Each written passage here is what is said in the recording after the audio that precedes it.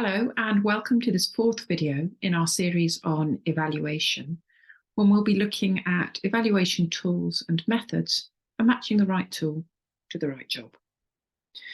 So far, we've looked at why we should evaluate. We've drafted both a theory of change and evaluation questions. And we're now going to look at some different tools we can use to evaluate change. Different types of interventions will require different tools. And we'll also use different tools at different stages of the intervention. First of all, let's have a look at the range of evaluation tools on offer. And these will broadly fall into two groups: quantitative data based on numerical information and qualitative data, which provides more of a narrative.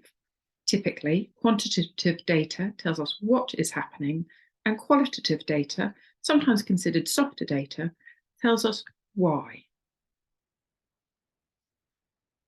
Quantitative data might be assessment information, statutory testing such as SATs, GCSEs, but it could also be internal school data, and that might be progress or attainment data for whole cohorts or particular groups of pupils. Quantitative data can also provide us with valuable information about engagement and participation, attendance and punctuality, but also homework completion, hands up in class, and attendance at clubs.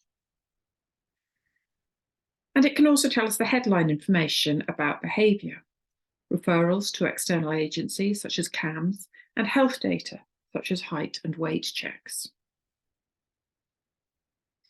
To dig deeper beneath the data headlines, it can also be helpful to gather qualitative data, more nuanced and informed by opinions of individuals.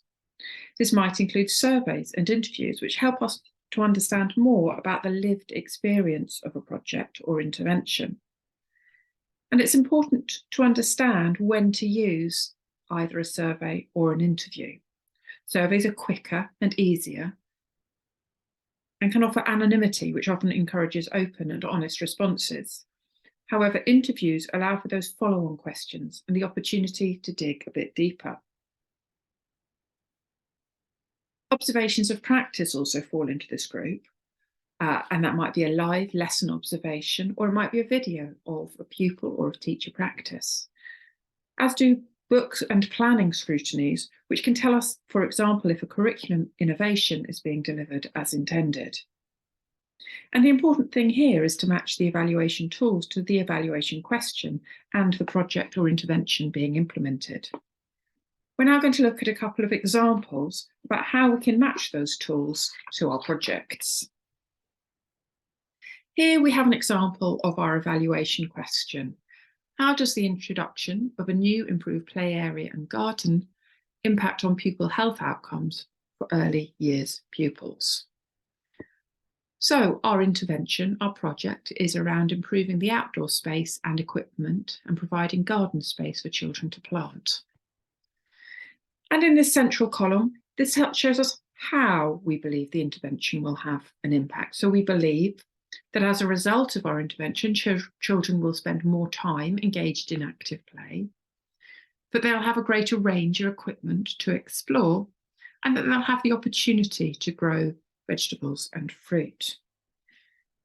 And then this last column of our theory of change will tell us what we would hope the impact of that to be. Children are fitter and more likely to maintain a healthy weight. A range of physical skills is developed and muscle groups developed, and that children understand the importance of a healthy diet. So when we're considering which evaluation tools to use, we're going to take that final column and think about which tools will fit an evaluation for each of those outcomes. So our first outcome was that we wanted children to be fitter and more likely to maintain a healthy weight. Now, if we wanted to evaluate that, we might want to use health data, so their height and weight checks at entry and at the end of the intervention. And we might want to compare that to national and local data. Our second outcome was that a range of physical skills is developed and muscle groups developed as well. And in terms of evaluating that, we might want to use practitioner observations. So our early years practitioners observing both those gross and fine motor skills over time. And our third outcome might be that we wanted children to understand the importance of a healthy diet. And we might record and evaluate that through pupil interactions, talking to children, but also through parent surveys, and to understand if children's eating habits, for example, have changed over time. Let's look at another example. Moving to a slightly older year group, how does the introduction of a new social and emotional learning curriculum impact on pupil well-being for Key Stage 3 disadvantaged pupils? So let's have a look at how that plays out in our theory of change. So our intervention is that we're hoping to introduce 2 sessions per week in tutor time of a new SEL curriculum. And we believe that these activities and mechanisms, this central column, shows us how this is going to have an impact. We're hoping that pupils will be furnished with the vocabulary to discuss emotions. They'll be better able at identifying their own emotions and their triggers. They'll therefore be better able to regulate those emotions, and they'll understand the impact of their behaviour on others. And we would hope that then the outcomes we would see are reduced numbers of behaviour incidents at break times, at play times, at transitions, and within lessons. We'd hope that improved pupil wellbeing would manifest itself with fewer referrals to external agencies, for example, CAMHS. We'd hope that we'd have less lost learning time, so there's times after break or after lunch where we might have to be dealing with behaviour incidents. And that in general we would have increased wellbeing in our pupil population. So again, we need to take those 4 outcomes and consider how we're going to evaluate each of those. Well, for reduced behaviour incidents, we'd want to have a baseline, ongoing and end of intervention data. And that might be looking at numbers of detentions, at internal exclusions, at calls home. And we might also look at the logs of behaviour incidents at lunchtime and playtime. Are fewer referrals to CAMHS? Well, that's quite a straightforward numerical quantitative piece of data to gather, a baseline, ongoing and end of intervention data. And we might want to compare that with previous years and with local and national data. When we move on to less lost learning time, that's slightly harder to evaluate because asking teachers to count the number of minutes maybe lost or gained at the beginning of each lesson is going to be overly burdensome. So we might ask them to do that, but we might soon come to the conclusion that actually we're really interested in the teacher perceptions here, and we might want to talk to teachers or survey our teachers to see if they are perceiving less lost learning time and pupils' ability to get on with the lessons immediately the minute they walk through the door, and not to be carrying over behaviour incidents from the playground. And then increased wellbeing becomes even harder to have an accurate measure of. So really thinking about how we might understand increased wellbeing. Well, there are evaluation tools for wellbeing, wellbeing surveys that you can explore. But we might also really want to think about including parents in that. Can we get a baseline survey about how parents perceive their child's well-being, and then also to survey and talk to our pupils? Now, it's not just how the tools we're going to use. We also need to think about the time and what we're going to evaluate at which stage.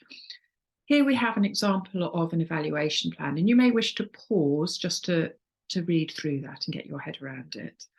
But it's linked to that last intervention that we've just seen with the theory of change and that evaluation question. How does the introduction of a new social and emotional learning curriculum impact on pupil wellbeing for Key Stage 3 disadvantaged pupils? And you can see that over here on the left, we've got our intervention and our target population.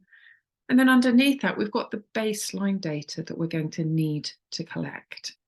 If we're going to do surveys, we need to do entry and exit surveys so we can make those comparisons.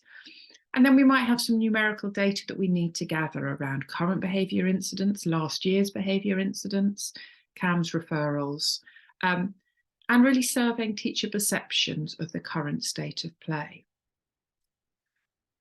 And then we're going to move through short-term, medium-term, and long-term outcomes and data. And these will look very different because it might be that to begin with, we simply want to know that these lessons are being taught consistently and as intended.